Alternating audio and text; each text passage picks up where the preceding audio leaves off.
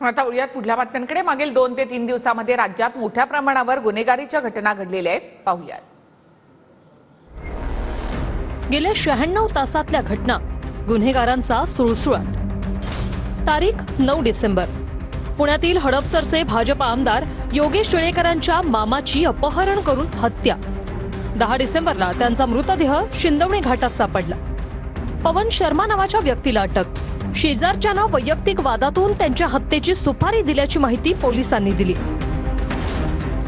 9 डिसेंबर, बीडमधल्या केजच्या मस्साजोग गावचे सरपंच संतोष देशमुखांची अपहरणानंतर हत्या।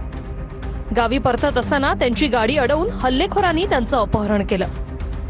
काही तासांनी संतोष देशमुखांचा मृतदेह मिळाला। 4 दिवसांपूर्वी खंडणी मागणाऱ्यांच्या विरोधात तक्रार दिल्याच्या रागातून हत्या झाल्याचा संशय।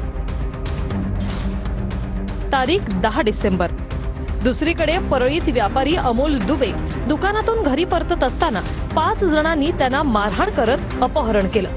त्यांच्याकडून 2 कोटींची खंडणी मागण्यात आली। व्यापारी दुबेंनी 3,84,000 रोख आणि 10 तोळ सोनं देऊन स्वतःची सुटका करून घेतली।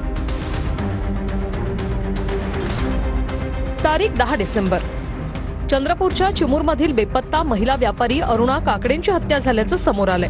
15 दिवसांपूर्वी त्या बेपत्ता झाल्या होत्या।